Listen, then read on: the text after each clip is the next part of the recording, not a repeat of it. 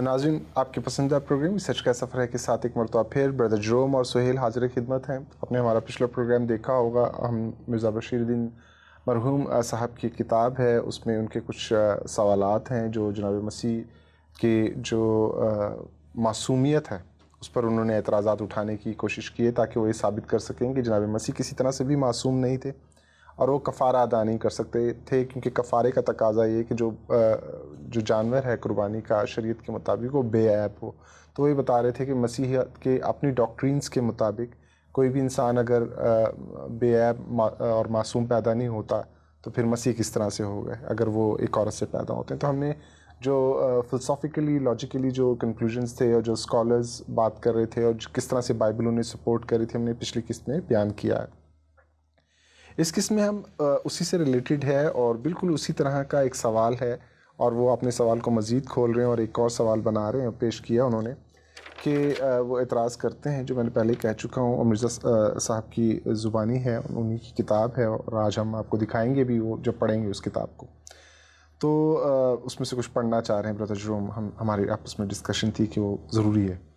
تو میں سوال آپ کے سامنے پیش کر رہا ہوں کہ مرزا بشیر الدین کی جو کتاب ہے اس سے وہ جو انہوں نے جو انڈرسٹینڈنگ ڈیولپ کی ہے وہ یہ کہ گناہ گار لوگوں کے ہاں نیک اولاد پیدا ہو ہی نہیں سکتی. اور چونکہ مطلب ان کا کہنا یہ ہے کہ مسیحوں کا عقیدہ یہ ہے کہ اگر یہی عقیدہ مان لیا جائے کہ ہر انسان جو ہے وہ گناہ گار پیدا ہوتا ہے تو مطلب جو ہے وہ مسیحوں کے ہاں یا انسان کے ہاں کوئی نیک آدمی پیدا نہیں ہو سکتا. تو بائبل اس سلسلے میں کیا کہتی ہیں؟ کیونکہ سارا کانٹیکسٹ بائبل ہے، اور پھر ایک بات یہ ہے کہ مطلب کلام مقدس کی بات کر رہا ہوں اس حوالے سے، انجیل مقدس کے حوالے سے. اور اگر انجیل مقدس پہ اعتراض انہوں نے اٹھایا ہے تو پھر وہاں پر دو تین چیزیں نظر آتی ہیں. جناب مسیح کسی صحرا میں تو نہیں رہے، ادھر تو ان کا آنا نہیں ہوا، تو وہاں پر بہت ساری چیزیں لوگ موجود ہیں، رومنز موجود ہیں، جیوش موجود ہیں، گریک موجود ہیں، ہر طرح کا ہر طبقے کا انسان موجود ہے. جناب مسیح خود کیا اس بات کا انہوں نے کبھی اقرار کیا؟ یہ باتیں احمدی جو بہن بھائی ہیں، جو حضرات ہیں جو اس طرح کی اسٹڈی کرتے ہیں، کیا انہیں یہ چیزیں پتہ ہیں، ان کو بتائی جاتی ہیں آیات کو، یا کس طرح سے انہیں بتایا جائے کہ جناب مسیح کی ذات جو ہے وہ بغیر گناہ کے تھی؟ کس طرح سے آپ سمجھتے ہیں مسئلے کو حل کیا جائے؟ ایکچولی ان کا تو عقیدہ یہ ہے کہ تمام نبی معصوم ہی ہوتے ہیں. تو وہ یہ کہہ رہے ہیں کہ تھوڑی غلطی ہمارے لوگوں کی بھی ہے، ہم نے ٹھیک سے سمجھایا نہیں ہے. جب آپ ٹھیک سے سمجھائیں گے نہیں تو کنفیوژن کریٹ ہوگی. تو جب آپ ٹھیک سے ایک چیز نہیں سمجھاتے اور دوسرا آدمی اس بات کو پکڑ کے بیٹھ جاتا ہے تو کبھی کبھی تو وہ خود بھی سمجھنا نہیں چاہتا، کیونکہ اگر وہ خود سمجھ لے گا تو پھر لوگوں کو گمراہ کیسے کرے گا. ٹھیک ہے. تو وجہ یہ ہوتی ہے، تو وہ نہیں سمجھنا چاہتا. تو اب بات جو ہے وہ یہ ہے کہ جب یہ کہہ رہے ہیں کہ تو کانسیپٹ یہ بائبل میں کہیں بھی نہیں ہے.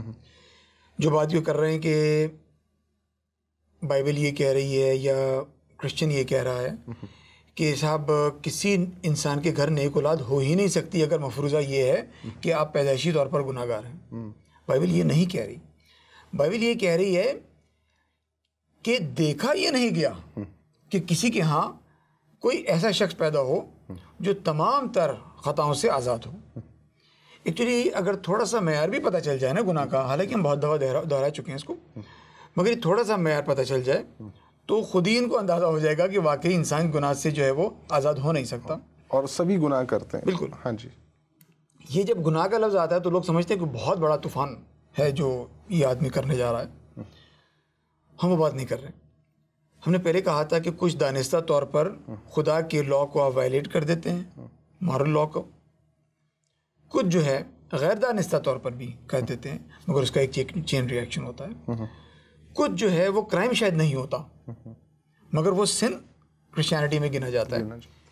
دوسرے مذاہب میں وہ شاید سن نہیں گنا جاتا. ہمارے ہاں یہ ہے کہ آپ ان انسٹنکٹس کو جو آپ کے اندر ہیں ان کا غلط استعمال نہیں کر سکتے، ان کی غلط پریکٹس نہیں کر سکتے. آپ کو اگر غصہ آتا ہے اس کا تجاوز نہیں کر سکتے غصے کا. آپ کو اگر سیکشول انسٹنکٹس ہیں تو آپ اس کو اس لیول پر نہیں لے کے جا سکتے کہ وہ آپ کی ذات کو خراب کرے. مطلب آپ یہ نہیں کہہ سکتے جب بحیثیت انسان میں کمزور ہوں اور یہ مجھ سے ہو گئی تو مجھے معاف کر دیا جائے, میں تو مطلب فرشتہ تو نہیں ہونا, یہ بات نہیں کہہ سکتے نہیں کہہ سکتے. کیونکہ پچھلی دفعہ جیسے میں نے کہا تھا پروگرام میں کہ ہمارے یہاں مائی باڈی مائی چوائس والا معاملہ نہیں ہے. ہماری باڈی ہماری پراپرٹی نہیں ہے. وہاں ان کے ہاں ان کی باڈی ان کی پراپرٹی ہے. ہمارے یہاں ہماری باڈی خدا کی پراپرٹی ہے. خدا کی پراپرٹی کا غلط استعمال کرنے والا میں کوئی نہیں ہوتا. اس لیے میں اپنے انسٹنکٹس کا جو اس نے مجھے دیے ایک لیول کے بعد اس کا تجاوز نہیں کر سکتا, اس کا غلط استعمال نہیں کر سکتا. میں ذہنی عیاشی نہیں کر سکتا. میں ذہنی اگر عیاشی کروں چاہے میرا عمل نہ بھی ہو میں گناہ گار ہوں گا. شاید میں کرائم نہیں کر رہا ہوں کیونکہ کرائم ہوتا تو گورنمنٹ مجھے پکڑ کے اندر کر دیتی, مگر میں ذہنی عیاشی کر رہا ہوں سن کے زمرے میں آ جاتا ہوں کیونکہ میں نے اس چیز کا جو خدا نے مجھے انسٹنکٹس کی شکل میں دی میں نے اس کا غلط استعمال کیا. خدا روح ہے اور ہم بھی اپنے اندر روح رکھتے ہیں, اور جب ہم اپنی روح کو مجبور کرتے ہیں گناہ کرنے کے لیے تو پھر وہ بھی گناہ گنا جائے گا, جو کہ جسمانی حالت میں ظاہر نہ ہو تب بھی, کیونکہ خدا دیکھ رہا ہے. اور ایک جو چوتھا گناہ جو اس کو ہم مطلب خطا کہہ دیتے ہیں, وہ خطا عملی طور پر شاید گناہ نہیں ہوتا جیسا عام طور پہ دوسرے مذاہب میں ہوتا ہے, مگر ہمارے ہاں وہ خطا گنی جاتی ہے. جب ہم کہتے ہیں کہ کوئی بھی گناہ سے آزاد نہیں ہے تو ہم کبھی کبھی خطاؤں کے ذکر کر رہے ہوتے ہیں, چھوٹی چھوٹی خطاؤں کا. آپ اولڈ ٹیسٹمنٹ میں پڑھتے ہیں کہ فوجی اس طرح سے مطلب وہ سلنگ پھینکا کرتے تھے کہ they never miss the mark, دونوں ہاتھوں سے مطلب پھینکا کرتے تھے, they never miss the mark. تو وہ جو نیور مس دا مارک ہے ان کا نشانہ کبھی خطا نہیں ہوتا تھا. وہ جو لفظ وہاں خطا کا ہے کہ تم سے جو ایکسپیکٹیشن ہے, تمہیں خدا نے جو بنایا ہے, تم سے خدا کی جو توقعات ہیں, جب تم اس پر پورے نہیں اترتے تو وہ خطا کے زمرے میں آ جاتی ہے. ہمارے ہاں یہ گناہ ہے.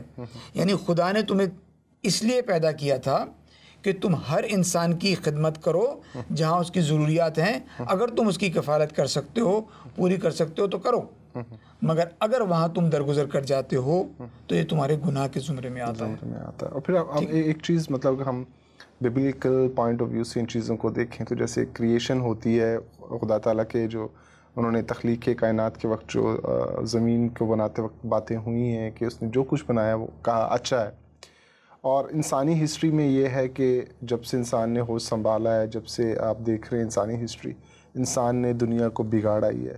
اور وہ اب جو بات ہو رہی خلا کی تو وہاں پر بھی اب یہ کہتے ہیں کہ وہاں پر بھی بہت گندگی مچا دی ہے انسان نے. تو لہٰذا ہم دیکھتے ہیں دونوں باتوں میں فرق ہے کہ گناہ گار پیدا نہیں ہو سکتا, یا یہ کہ کوئی گناہ گار مطلب کوئی گناہ سے مبرہ دیکھا نہیں گیا. بائبل یہ کہہ رہی ہے کہ کوئی ہم نے ایسا پایا نہیں جس کو ہم نے دیکھا ہو کہ وہ گناہ سے آزاد ہو. تو ان چاروں زمروں میں کہیں نہ کہیں وہ گر جاتا ہے. اور بات وہ یہ کہ سٹینڈرڈ جو ہے, جب بھی ہم گناہ کے مطلب سٹینڈرڈ کو دیکھیں گے تو وہ ہمارا فیصلہ کون کرنے والا ہے؟ فیصلہ خدا کی پاک ذات کرنے والی ہے. مسئلہ یہ کہ ہم انسانوں نے فیصلہ نہیں کرنا, خدا کی ذات نے فیصلہ کرنا. اور تو ہم ذرا سی ایک نبی کو جو ہے خدا کے سامنے رکھ کے دیکھ لیجئے, کیا اس کی بھی ہولینس خدا کے ساتھ کمپیئر کی جا سکتی ہے؟ نہیں کی جا سکتی. تو آج بلکہ میں نے ایک اپنے مسلمان دوست سے یہ بات کہی تو مجھے کہنا یار نبی کو کہاں خدا سے ملا رہے ہو.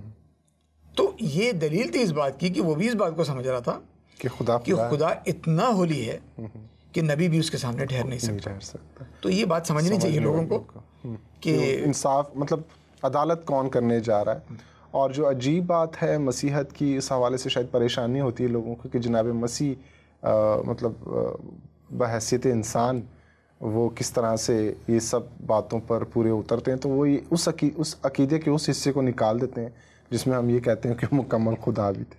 اس وجہ سے انہیں سمجھ میں نہیں آتا, اور شاگردوں کو بھی شاید سمجھ میں نہیں آ رہا تھا, لیکن ان کی آنکھوں کے سامنے سب کچھ ہو رہا تھا. ان کے پاس کوئی چوائس باقی نہیں بچی تھی. جناب مسیح نے ان کے لیے کوئی چوائس نہیں رکھی جب انہوں نے اپنے اختیارات کی بات کی. اور جو بھائی میں سن رہا تھا ایک سرمن, تو اس میں وہ بات کر رہے تھے تھیولوجنز, کہہ رہے ہیں کہ جب جناب مسیح نے طوفان کو ڈانٹا ہے, پانی کو ڈانٹا اور ہواؤں کو ڈانٹا ہے, تو کہہ رہے وہ اس طرح سے ڈانٹا ہے گریک لینگویج کے اندر جیسے اگر آپ نے کوئی جانور پالا ہو اور وہ بدتمیزی کر رہا ہو اور آپ اس کو ڈانٹیں کہ چپ ہو جاؤ اور بیٹھ جاؤ آرام سے. کہہ رہے اس طرح سے ڈانٹا ہے. کہتا ہے انسان کے بس کی بات نہیں ہے. کہہ رہے سائنس اتنی ترقی کرنے کے باوجود کہہ رہے کہ ہم بارش برسا سکتے ہیں. ہم مطلب انہوں نے سارے ریزن دیے کہ کس طرح بادل کے اوپر وہ آپ اپنے جو کیا ہے کاربن ڈائی آکسائڈ کے ذریعے سے بناتے ہیں, تو آپ بارش برسا سکتے ہیں, لیکن آپ چلتی بارش کو, ہوتی بارش کو روک نہیں سکتے, آپ طوفان کو روک نہیں سکتے. تو یہ صرف خدا کی ذات کر سکتی ہے, اور جناب مسیح نے بہت طرح سے ثابت کیا اس کو.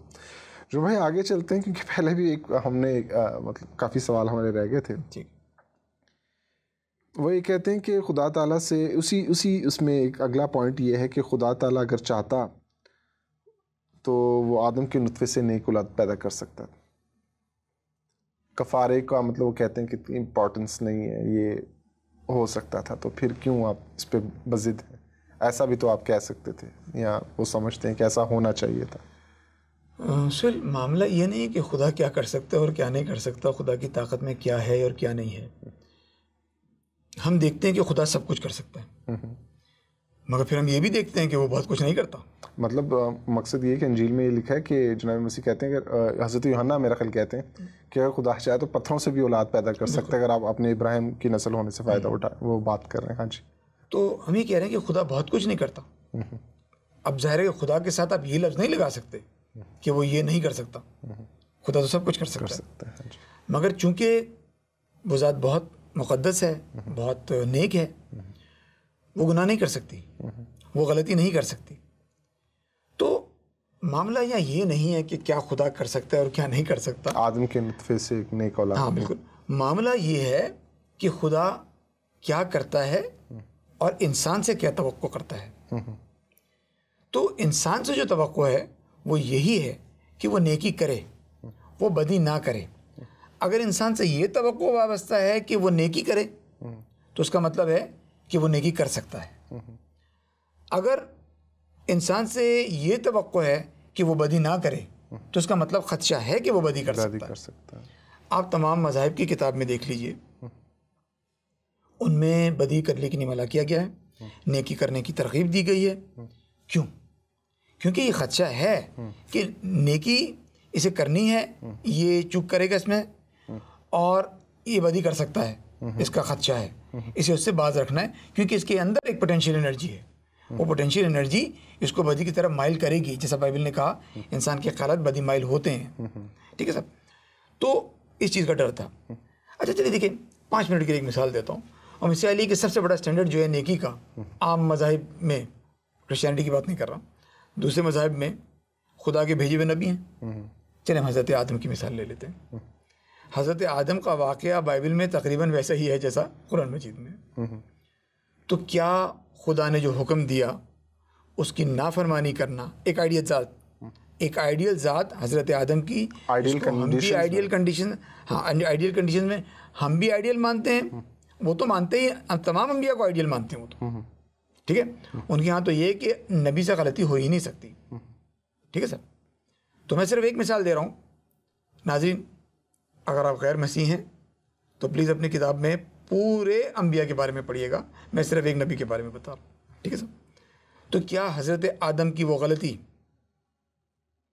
اب آپ کا گناہ کا کوئی بھی سٹینڈرڈ ہو, کیا آپ اس کو گناہ کہیں گے, کیا خطا کہیں گے؟ جو خدا کی نافرمانی, خدا نے جو حکم دیا اس سے آپ نے چوک کر دی, بھول چوک کر دی, ہاں, اور آپ نے جو ہے مطلب خطا کی, اگر تھوڑا سا سافٹ کر لی جائے, خطا کی, تو ہمارے یہاں خطا, اور پھر جتنا بڑا آدمی اتنی بڑی خطا اور اتنی بڑی سزا.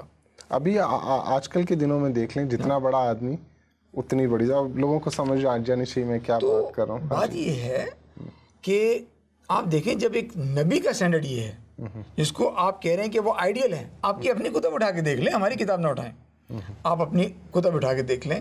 صرف ایک نبی کو نہیں, میں پھر اشارہ یہ دیکھ رہا ہوں, تمام انبیاء کو دیکھیے گا, تو ان کی لائف دیکھیے گا, تو آپ کو پتہ چلے گا کہ کہیں نہ کہیں ویکنسز ہیں. آپ یہ دیکھیں, جو امریکن پریزیڈنٹ ہیں, جب ان کی ایک ویڈیو آ گئی تھی سامنے, انہوں نے خاتون کے لیے برے لفظ استعمال کیے, تو کہہ رہے تھے کہ یہ پریزیڈنٹ بننے کے لائق نہیں ہے.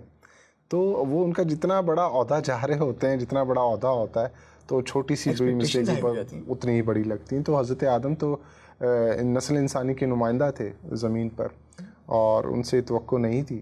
اور کیا مطلب ساری باتیں درج ہیں, لوگ اگر اس کو جان بوجھ کر اگنور کرتے ہیں تو اس میں ہمارا تو کوئی قصور نہیں ہے, اس کو پڑھ لینا چاہیے. پرابلم جو یہ کہہ رہے ہیں کہ مطلب کفارے کے لیے, میرا خیال ان کی پرابلم یہ نہیں ہے. پرابلم یہ ہے کہ یہ جس بات کو سمجھ نہیں پا رہے وہ یہ کہ مسیح کے کفارہ دینے سے انسانیت کا بھلا کیسے ہو جاتا ہے. اس کو بائبل نے بہت خوبصورت طریقے سے ایکسپلین کیا. میں ایک چھوٹی سی مثال اس کی دینا چاہتا ہوں. 2 دن پہلے میں ہاسپٹل میں تھا, تو وہاں یہ بیٹھا میں سوچ رہا تھا. جب میں ہاسپٹل میں بیٹھا تو تمام مریضوں کے ساتھ تھوڑی باتیں کر رہا تھا, تو میں اس وقت یہ سوچ رہا تھا کہ لوگ کہتے ہیں کہ صاحب مسیح کا, آپ کہہ رہے ہیں کہ مسیح نے قربانی دی اور ہماری نجات ہو گئی. حالانکہ پورا لفظ یہ نہیں ہے. مسیح نے قربانی دی تو اس کے پیچھے آپ کو چلنے سے آپ کی نجات ہوتی ہے. تو یہ کہ آپ نے کہا کہ بھائی مسیح کی قربانی دینے سے آپ کی نجات کیسے ہو جاتی ہے, کیونکہ کسی کو بھوک لگے اور میں کھانا کھا لوں تو کیا اس کا پیٹ بھر جائے گا. تو ایک مثال اس وقت میرے ذہن میں آئی ہے کہ ایک مثال ایسی ہے کہ جس میں کھانا بچہ نہیں کھاتا, ماں کھانا کھاتی ہے اور بچہ ہوتا ہے ماں کے پیٹ میں اور اس کی بھوک مٹ جاتی ہے. اور اس کی وجہ کیا ہوتی ہے, کیونکہ وہ امبیلیکل کارڈ کے ساتھ کنیکٹڈ ہے. یہ جسمانی کنیکشن ہے. اسی طرح کے ناظرین روحانی کنیکشنز بھی ہیں. مسیح کے پیچھے چلنے سے جو روحانی کنیکشن آپ کا ڈیولپ ہوتا ہے تو وہ نجات کا باعث بنتا ہے آپ کے. تو آپ دیکھیے کہ جیسے پولس نے کہا کہ ایک آدمی کی پیروی کرنے سے ساری جو دنیا ہے وہ ہلاکت کا شکار ہو گئی. مجھے جارج برنارڈ شاہ کو میں دیکھ رہا تھا, اسکالر نے ان کو کوٹ کیا اور انہوں نے کہا کہ ایک موقع پر برنارڈ شاہ نے بات کہی کہ جو forgiveness ہے یہ ایک فقیر کی پناہ گاہ ہو سکتی ہے. میں اپنے آپ کو مرد ثابت کروں گا اور میں اپنے جو قرض ہیں میں خود ادا کرنے کی کوشش کروں گا. تو اسکالر نے کہا کہ میں نے اردو ٹرانسلیشن کر دیا فوراً اس کو اپنے اس میں. انہوں نے کہا کہ آج جارج برنارڈ شاہ ہمارے درمیان میں نہیں ہے اور اب وہی جانتے ہیں کہ وہ قرض کیسے ادا کر رہے ہیں کیونکہ وہ بغیر ایمان کے انہوں نے وہ یہاں سے رخصت ہوئے. بہت بڑا نام لٹریچر میں, انگلش لٹریچر میں. اچھا آگے چلتے ہیں. انہوں نے صفحہ مرزا بشیر الدین صاحب نے صفحہ نمبر 71 اور 72 میں ایک اور اعتراض کیا. وہ یہ کہتے ہیں کہ یسوع المسیح بوجہ ابن اللہ گنہگار نہیں تھے تو زمینی والد ہونے کی صورت میں بھی وہ گناہ کے اثر سے محفوظ رہ سکتے تھے. ان کے نزدیک جناب جو یسوع المسیح کی اس طرح سے پیدائش جو ہے وہ ان کے لیے ذلت کا نشانہ بن گئی ہے. مطلب وہ یہ کہہ رہے ہیں کہ مسیحت نے ایک مطلب ایک اچھا کام نہیں کیا کہ اگر وہ یہ بیان کرتے ہیں کہ جناب مسیح جو ہیں بغیر انسانی عمل دخل کے. یعنی جو میں اس سوال کو سمجھ رہا ہوں جیسے آپ بتا رہے ہیں کہ کہنا وہ شاید یہ چاہ رہے ہیں کہ مسیح اگر ابن خدا ہونے کی وجہ سے گناہ سے مبرہ تھے اور آپ کہتے ہیں کہ عورت سے پیدا ہونے کے باوجود وہ گناہ سے مبرہ تھے, تو پھر تو آدم اور حوا کی جو ہے وہ اگر دونوں کی مطلب ملاپ سے بھی اگر وہ پیدا ہوتے تو بھی وہ گناہ سے مبرہ رہتے. تو پھر خدا کو یہ کرنے کی ضرورت کیا پڑ گئی, بلکہ خدا نے تو ان پر الزام لگوا دیا کہ یہ بن باپ کے پیدا ہو گیا. ٹھیک ہے, تو یہ پرابلم ان کا یہ ہے. اور ذکر بھی کرتے ہیں دوسرے. تو میں ہی سمجھتا ہوں کہ مطلب یہ تو سوال مجھے ان سے کرنا چاہیے. ٹھیک ہے صاحب, واقعہ ایسے ہو بہو بالکل واقعہ ہے, کیونکہ قرآن مجید میں بھی آپ جو ہیں وہ بغیر باپ کے ہیں اور حضرت مریم کو بہت پاک باز عورت کہا گیا ہے, اور آپ بغیر باپ کے ہیں تو just give us one good reason کہ آپ بغیر باپ کے کیوں ہیں. اور جب حضرت مریم بی بی مریم پہ الزام لگائے تو ان کے شوہر اس وقت کیوں موجود نہیں ہیں اور وہ کیوں نے مطلب وہاں پر ان کا نام درج نہیں کیا گیا اس واقعے میں, اور جناب مسیح پنگوڑے میں سے کیوں بول اٹھے. تو جی تو کہنے کا صرف مطلب یہ کہ کوئی لاجک اس کے پیچھے سمجھ میں نہیں آ رہی. آپ یہ کہہ رہے ہیں کہ مطلب آل آف اے سڈن ایک پروسیس چل رہا ہے, بچے جو ہیں ماں اور باپ دونوں کے ملاپ سے پیدا ہو رہے ہیں, آل آف اے سڈن ایک عجیب سا واقعہ ہو جاتا ہے. ایک شخص ہے جو بغیر باپ کے پیدا ہوتا ہے. اب دوسرے کچھ بھی کہیں, کم سے کم بائبل اور قرآن مجید جو ہیں اس بات پر متفق ہیں کہ صاحب آپ جو ہیں بغیر باپ کے پیدا ہوئے, جبکہ نہ کسی نے معجزہ ڈیمانڈ کیا, نہ خدا یہ بتانے کی کوشش کر رہا ہے کہ مجھے معجزات کرنے کا شوق ہے. کوئی معجزے کی ڈیمانڈ نہیں ہے. اور بیوی مریم نے بھی کوئی ریزن ایسا نظر ذکر نہیں کیا، کوئی ریزن نظر نہیں آ نہیں رہا. آ رہا. ہاں جی. تو just give us one good reason کہ why he was born without father. اچھا ایک بات بڑی مزے کی ہے، میں اسٹڈی کر رہا تھا تو اس میں انہوں نے بات کی کہ انجیل مقدس میں جناب مسیح کے بچپن کے حوالے سے ایک واقعے کا ذکر لوکا کی، حضرت لوکا کی انجیل میں جب وہ 12 سال کے ہوتے ہیں اور ہیکل میں جاتے ہیں تو جوئش ٹریڈیشن کے حوالے سے بات ہوتی ہے، جیسے ہم پہلے بھی ڈسکس کر چکے ہیں کہ جوئش ٹریڈیشن میں 12 سال کا جو بچہ ہوتا ہے وہ آدمی کی مطلب جب تورا کو حفظ کر لیتا ہے، پڑھ کے سناتا ہے تو اس کو مرد کا درجہ دے دیا جاتا ہے. اور وہ بتا رہے تھے کہ جو وہ ٹریول کیا کرتے تھے قدیم اسرائیل میں، اور ابھی بھی ہوتا ہے ایسا کہ جو خواتین ہوتی تھیں وہ جو 12 سال سے کم بچے ہوتے تھے وہ پہلے چلتی تھیں، 15 مائلز کے بعد وہ خیمہ اپنا لگا کے سارے ان کھانے پکانے کا سارا وہ کر رہے ہوتے تھے، اور آدمی باہر میں جاتے تھے اور صرف کھانا کھاتے تھے، اور جو 12 سال کا بچہ ہوتا تھا وہ مرد کے ساتھ، ہم 12 سال کا کہتے ہیں لیکن وہ اس کو مرد گنا جاتا ہے، وہ باپ کے ساتھ ہوتا تھا. تو انہوں نے بیک گراؤنڈ مہیا کیا یہ بتانے کے لیے کہ کیوں بی بی مریم اور حضرت یوسف کو پتہ نہیں چلا کہ جو وہ جناب مسیح ہیں وہ ہیکل میں. وہاں پر ایک خوبصورت بات ہے اس حوالے سے، اس لیے میں بتانا چاہ رہا ہوں کہ حضرت بی بی یہ سمجھتے رہیں کہ وہ حضرت یوسف کے ساتھ ہوں گے ٹریڈیشن کے مطابق کیونکہ جوان مرد ہو چکے ہیں. تو وہی کہہ رہے تھے اسکالر کہ حضرت یوسف یہ سمجھ رہے تھے یار یہ ابھی تک ذہنی طور پہ بچہ ابھی تک ماں کے ساتھ ہے. تو جب وہ تلاش کرتے ہوئے پہنچے وہاں پر ہیکل میں انہیں پایا تو وہاں پر انہوں نے ایک بڑی خوبصورت بات کی جو ہم شاید اس طرح سے غور نہیں کرتے ہیں. وہ کہتے ہیں کہ جب انہوں نے اپنا حق جتانا چاہا کہ حضرت بی بی مریم نے ان سے کہا کہ دیکھ تیرا باپ اور میں پریشان تجھے ڈھونڈتے ہیں، تو کہہ رہے ہیں کہ دونوں میں سے کسی نے بھی جناب مسیح کو نہیں بتایا تھا کہ تو روح القدس کی قدرت سے پیدا ہوا ہے، اور اس نے خود سے کہا کہ آپ کو معلوم نہیں تھا کہ مجھے اپنے باپ کے گھر میں ہونا ضروری ہے. بہت خوبصورت بات، بہت یونیک بات کہ جناب مسیح کو دو انسانوں نے نہیں بتایا، وہ بچپن سے شروع سے جانتے تھے کہ وہ کہ کہاں سے ہیں، ان کی اوریجن کیا ہے. اور انہوں نے ہمیشہ بہت مرتبہ بلکہ جب بھی کہا تو انہوں نے اپنے لیے لفظ آیا ہوں کا استعمال کیا، میں آیا ہوں. برادر جروم ہمارے پاس وقت بہت کم ہے، آگے چل رہے ہیں، اور ایک اور سوال ہے مرزا صاحب کا کہ وہی کہتے ہیں کہ ایک پیشن گوئی درج ہے حضرت یسایہ جو ان کا صحیفہ ہے کہ ایک کنواری حاملہ ہوگی، تشریح کرتے ہوئے فرماتے ہیں کہ مسیح موعود آدھا اسرائیلی ہوگا اور آدھا غیر اسرائیلی ہوگا. یہ کہاں تک درست ہے؟ کیا اس کا مقاصد ہے؟ غالباً جو ہے آپ ایکچولی میرا سوال جو پچھلی دفعہ تھا وہ یہ تھا کہ مطلب just give us one good reason کہ why he was born without a father.